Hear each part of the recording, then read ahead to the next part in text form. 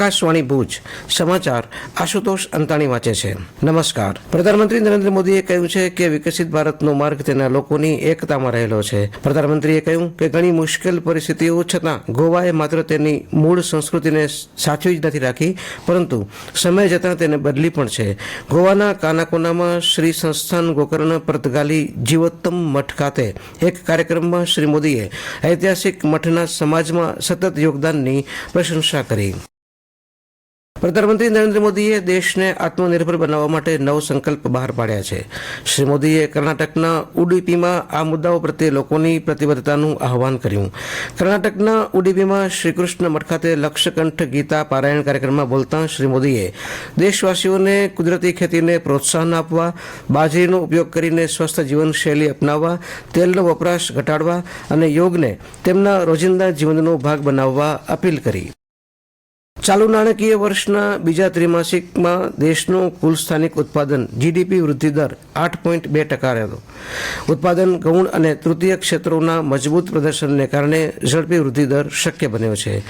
બીજા ત્રિમાસિકમાં જીડીપી વૃદ્ધિ દર ચાલુ નાણાકીય વર્ષના પ્રથમ ત્રિમાસિકમાં 7.8% અને ગયા વર્ષના સમાન સમયગાળામાં 5.6% હતો. પ્રધાનમંત્રી શ્રી નરેન્દ્ર મોદીએ ચાલુ નાણાકીય વર્ષના બીજા ત્રિમાસિક ગાળામાં 8.2%ના જીડીપી વૃદ્ધિ દરને બિરદાવ્યો છે. જળશક્તિ મંત્રી સી.આર. પાટીલે ગઈકાલે જાહેરાત કરી હતી કે જલ જીવન મિશન હેઠળ દેશભરના 15 કરોડ ગ્રામીણ પરિવારોને નળના પાણીના જોડાણો પૂરા પાડવામાં આવ્યા છે. નવી દિલ્હીમાં સુજલામ ભારત પરિષદમાં બોલતા શ્રી પાટીલે દરેક નાગરિક માટે ટકાઉ પાણી સુરક્ષા સુનિશ્ચિત કરવા માટે સરકારની પ્રતિબદ્ધતાનો પુનરોચ્ચાર કર્યો. આ પ્રસંગે શ્રી પાટીલે જળશક્તિ માટે ઉદાહરણ રૂપે ગુજરાતના બનાસકાંઠા જિલ્લાની વાત કરી. રાજ્યમાં મતદાર યાદીની વિશેષ સઘન સુધારણા એસઆઈઆર પ્રક્રિયા હેઠળ પરત મળેલા 81% વધુ ગણતરી પત્રકનું ડિજિટલાઇઝેશન પૂર્ણ થયું છે, જ્યારે 89.61% ડિજિટલાઇઝેશન સાથે ડાંગ જિલ્લો મોખરે રહ્યો છે, જ્યારે અન્ય જિલ્લાઓમાં પણ કામગીરી પ્રગતિમાં છે. રાજ્યભરમાં મતદાર યાદીની વિશેષ સઘન સુધારણા એસઆઈઆર માટે આજથી 2 દિવસ તમામ 182 વિધાનસભા મત વિસ્તારમાં તાલુકા સ્તરની શિબિર યોજાશે.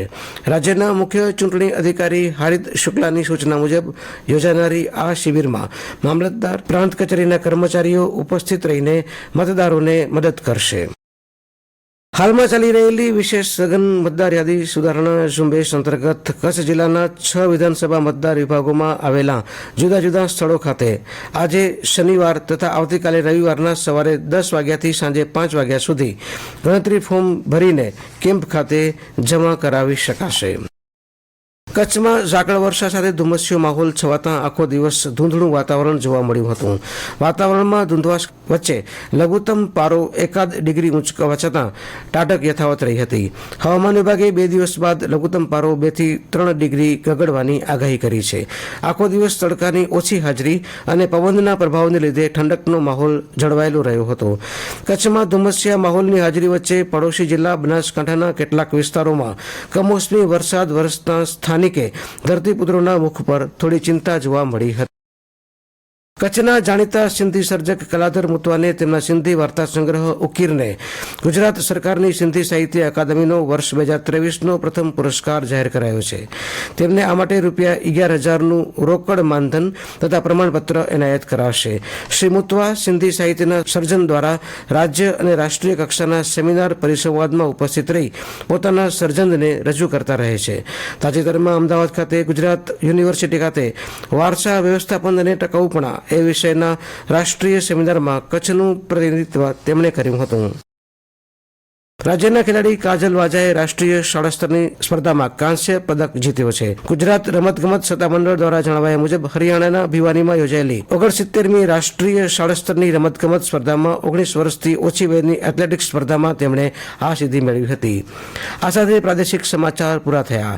આ સમાચાર આપ આકાશવાણીના ભુજ કેન્દ્ર પરથી સાંભળી રહ્યા હતા. હવે પછીનું સ્થાનિક સમાચાર બુલેટિન આપ સાંજે 6:25 સાંભળી શકશો. નમસ્કાર.